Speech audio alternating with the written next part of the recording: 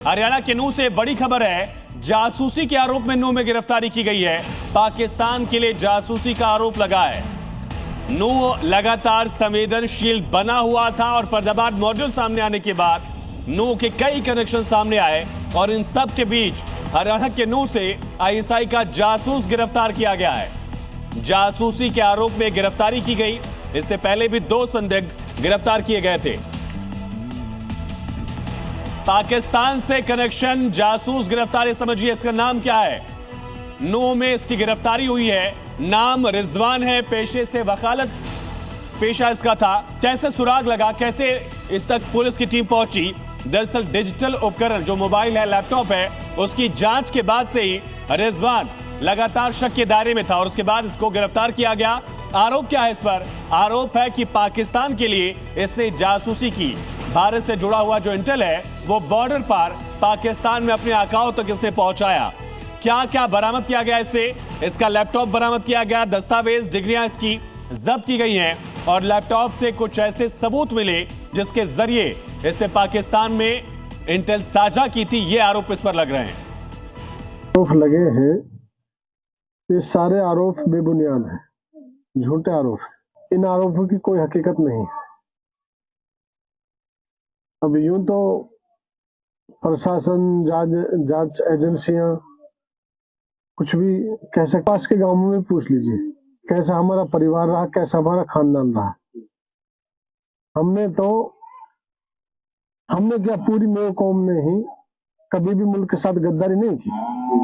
और दिल्ली धमाके को लेकर एक और खुलासा। मुजम्मिल के एक और ठिकाने का पता चल गया है। फरीदाबाद के ही खोरी जमालपुर गांव का पता अब सामने आ गया। यहां पर भी एक घर किराए पर लिया गया था।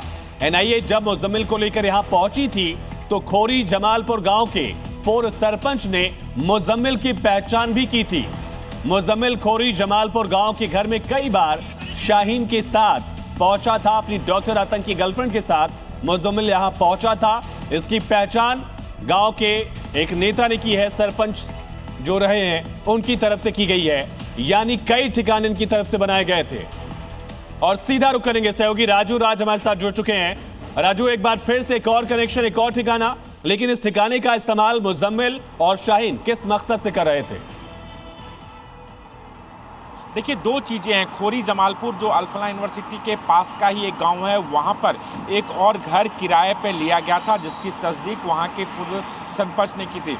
जुम्मा नाम का एक शख्स है जिसके यहाँ पर किराए पे लिया गया था और ये बताया था मुजम्मिल के द्वारा कि वो कश्मीरी हैं और सेब का कारोबार वहाँ पर करना चाहते हैं, तो इसलिए वो फल का कारोबार वहाँ से करेंगे। वो घर किराए पे ले गया था और उस घर पर वो डॉक्टर शाहीन साहिद के साथ भी वहाँ पर जाया करता था। देखिए, अब तक 3 से 4 ठिकाने सामने आ गए। सबसे महत्वपूर्ण बात है कि अल-फलाह यूनिवर्सिटी के पास सबसे पहले मुजम्मिल ने विस्फोटक रखने के लिए जगह लिया था, जिसको इश्तियाक नाम का एक मौलवी ने अपने घर पर दिया था। दूसरा ठिकाना वो जहाँ पर 360 किलो अमोनियम नाइट्रेट मिला था, जहाँ पर वो खुद रहता था। तीसरा ठिकाना खोरी जमालपुर, जहाँ पर रहता था, जहाँ पर शाहीन साहिद रहता था। तो पूरे नेटवर्क को अब खंगाल रही है और एनआईए की टीम मुजम्मिल को वहाँ पर लेके गई थी। तमाम जगहों पर तस्दीक किया था और तमाम जो स्थानीय लोग हैं उन्होंने मुजम्मिल को पहचाना भी। तो ये नेटवर्क के तार हैं और कौन कौन से लोग हैं, तमाम जो सहयोगी हैं जिन्होंने लॉजिस्टिक सपोर्ट किया। बिल्कुल राजू, एक अहम सुराग मिला। एक बड़ी खबर, दिल्ली धमाके पर एक और बड़ी खबर है। 10 से ज्यादा संदिग्धों से पूछताछ हुई है। आतंकी डॉक्टर से लिंक का आरोप है और इन 10 से ज्यादा संदिग्धों से कई सवाल एजेंसीज की तरफ से पूछे गए। क्या ये मुजम्मिल को जानते थे? क्या ये कभी उमर से मिले थे?